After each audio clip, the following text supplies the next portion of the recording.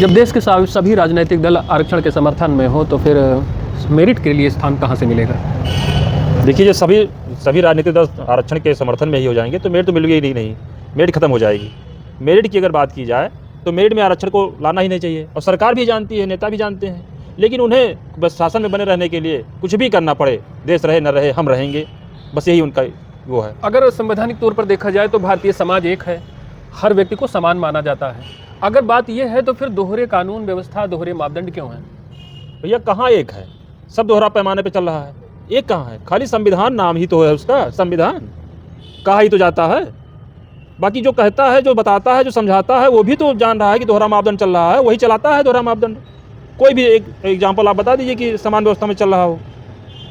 अभी हाल ही में जो उत्तर प्रदेश कांस्टेबल भर्ती में आयु सीमा बढ़ाई गई है सामान्य वर्ग के लिए, क्योंकि सामान्य वर्ग की सीमा 18 से 12 थी, काफ़ी विरोध हुआ, कुछ विधायकों ने भी पत्र लिखे शासन को, फलस्वरूप ये छूट मिली 3 साल की।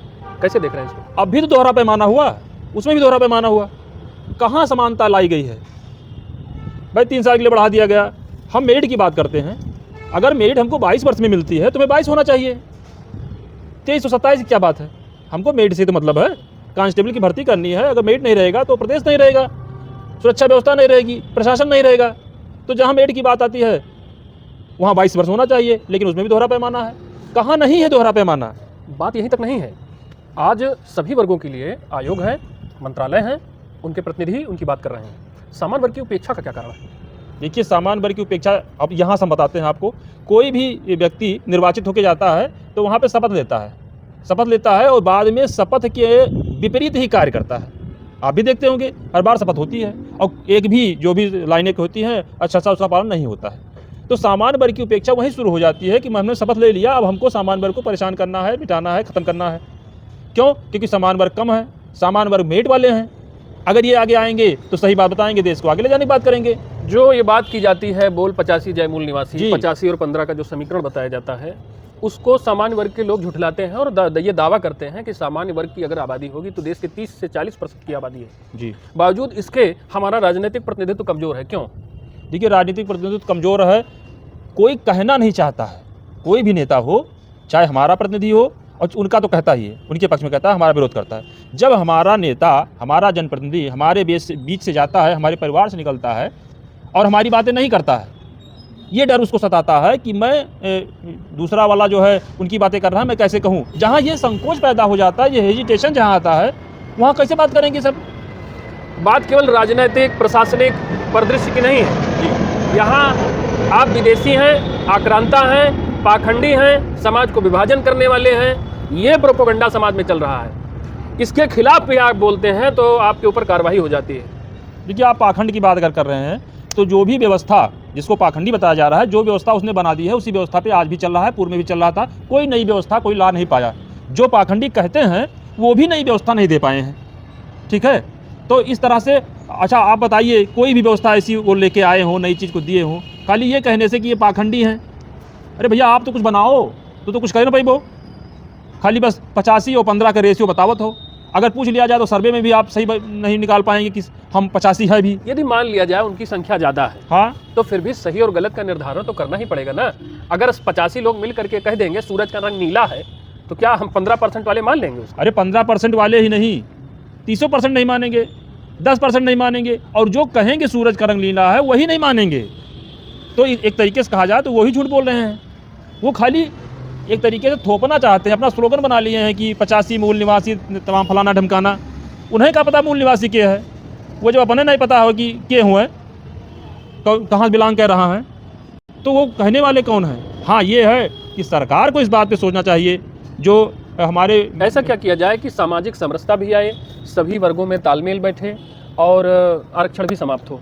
सामाजिक समरसता की बात अगर की जाए तो सबसे पहले जो विचारक हैं उनके विचारों को तवज्जो दिया जाए, उनको सम्मान दिया जाए और सकारात्मक सोच रखा जाए। ये लोकतंत्र की जो व्यवस्था हो गई भीड़ तंत्र में बदल करके, इसमें कर पाना बहुत मुश्किल है। उन्हें डर बार बार सताता है कि हम कहीं चले न जाएं, हम कोई निपट न जाए। ये नहीं समझ पा रहे हैं कि जिन्होंने आरक्षण की व्यवस्था को लागू किया था, जो सोच के लागू किया था, वो भी नहीं लौट के आ पाए। जिस पद पे वो थे उस पद पे वो लौट के नहीं आ पाए और जैसे तैसे दुनिया छोड़ दिए हैं।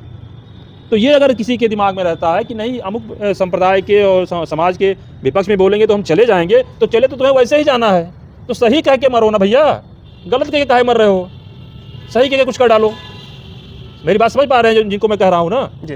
तो मेरिट को सम्मान दिया जाना चाहिए। हम नहीं कहते हैं कि सवर्णों को आप सम्मान दो, आप भारतीय जनमानस को, उस व्यक्ति को सम्मान दो जो मेरिट वाला हो, जो मेरिट में आ रहा हो, जो देश के लिए कुछ कर सके, संस्था के लिए कुछ कर सके, लोगों के लिए कुछ कर सके।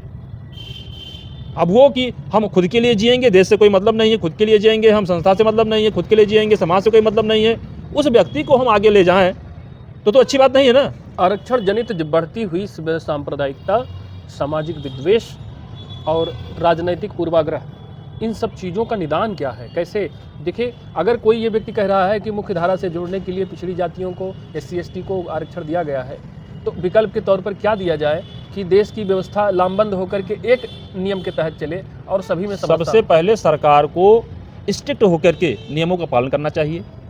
जो संवैधानिक व्यवस्था है उसको लागू किया जाए, उसमें भी अगर कोई दोहरा मापदंड बना है जिसका डेफिनीशन नहीं दिया गया है, उसको ज़बरदस्ती थोपा ना जाए। ठीक समझ रहे हैं ना। और मैं आरक्षण के विरोध में इसलिए हूँ कि वहाँ मेरिट को सम्मान नहीं दिया था। अगर मेरिट को सम्मान दिया जाए तो आरक्षण के विरोध में मैं हूँ नहीं। अगर आरक्षण से किसी को लाभ हो रहा हो तो आप आरक्षण दीजिए। आप क्यों नहीं समीक्षा करना चाहते हो? मेरा प्रश्न है विधानसभा में, लोकसभा में अपने नेताओं से, आप क्यों नहीं समीक्षा करना चाहते हो? क्यों नहीं इस पर बोलते हो कि समीक्षा होनी चाहिए? जिनको आगे लाया गया है उसके बाद भी शेष बचे हुए हैं, उनको आगे लाना चाहिए। उनके लिए आप क्या सोच रहे हैं? अच्छा, सबसे बड़ी बात है जो आगे आ गए हैं कुछ लोग, उसी में से एक अलग संप्रदाय सा बनाए हुए हैं। कोई बाद के नाम से अपना जनाते हैं, बताते हैं और ये चाहते हैं कि जो बचे हुए लोग हैं उनसे और सामान्य वर्ग से आपस में मुठभेड़ कराए रहो, उलझाए रहो, कपोल कहानियाँ बताते रहो और ये लोग अभी आगे ना आने पाएँ। तो ज़रूरत यही है कि समीक्षा होनी चाहिए, और अगर समीक्षा नहीं होगी तो देश भी गर्त में जाएगा, नेता भी बर्बाद हो जाएंगे, गर्त में चले जाएंगे, और हमारा समाज तो जा ही रहा है, समाज इस तरह से लड़ भिड़ रहा है, देख ही रहे हैं आप।